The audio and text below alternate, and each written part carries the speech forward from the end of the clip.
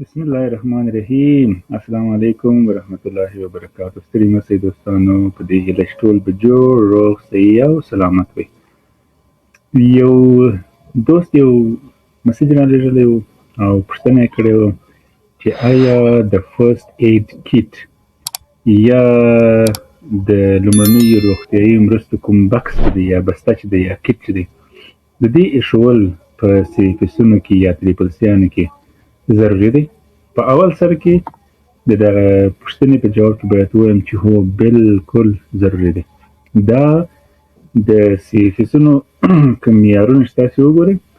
په هغه کې موږ تاسې یو چک لیست لرو. بیا هغه چک لیست کې ټول هغه شیان ځای پر ځای سوي دي د کومو شتون چې په سیفسونو کې حتمي او ضروري دی چې باید دا هلته شتون ولري، موجود وي او کله چې ضرورت پیښیږي باید د هغه څخه استفاده وشي. بیا په هغه چک لیست کې یو د مهمو شیانو څخه چې دی هغه دغه د اولیه روغتیایي مرستو بکسه یا کیټ دی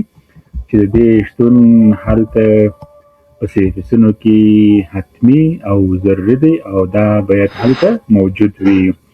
ځکه چې په سیفسونو کې ماشومان په مختلفو لوبو فزیکي فعالیتونو کې برخه اخلي او دغه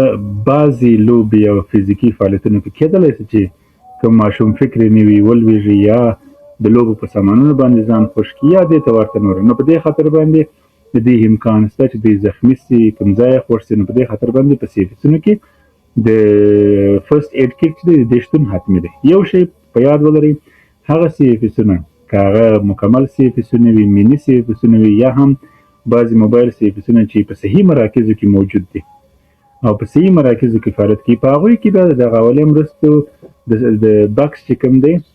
یا د فرست ایډ کیټ چې کوم دی د دې شتون حتمي نه دی.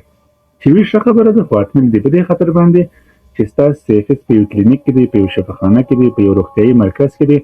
که خدای ناخواسته چیرې اړتیا پېښ شي تاسې عاجل دستي کولی شئ چې هلته خپل د صحي همکارانو او صحي ټیم څخه عاجله مرسته وغواړئ. هلته به ډاکټر به وي، نرس به وي، قابله به وي، نور صحي کارمندان به وي او هغوی به ستاسو سره په دې برخه کې کومک او همکاري وکړي. او که چیرې مو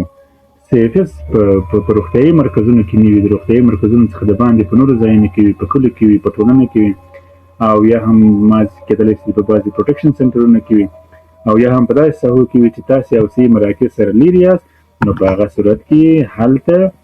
د فرست ایډ کیټ شتون حتمي دی. نه یوازې دا چې د فرست ایډ کیټ شتون حتمي دی، بله خبره په یاد ولرئ چې هغه دا دی چې ستاسې د سیفس ټوله د چارو مخته کوم وړونکي چې دي د سیفس فیسیلیټیټران دي، انیمیټران دي، سوپروایزر دی، کمیونټي موبلایزران، ټول هغه کسان چې په سیفس یا تریپل سی کې کار کوي هغوی باید د خپل کار په شروع کې د فرست ایډ کیټ ټریننګ هغه معیاري ټریننګ واخلي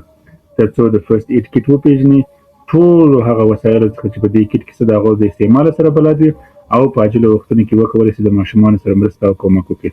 نو دا دوه ټکي حتما په یاد ولرئ او خدای دې وکړي چې زموږ د هغه دوست چې پوښتنه را لېږلې وه د هغوی پوښتنه جواب شوي او په دې شکل په دې خاطر هم په ویډیو شکل باندې جواب کړي چې زموږ نورو همکارانو ته هم او ملګرو او دوستانو ته هم دا معلومات ورسیږي. نو چینل سره خوښ کړئ، خپلو هم مسلکو او هغه کسان چې په دې بخښنو کې کار کوي ویلېږئ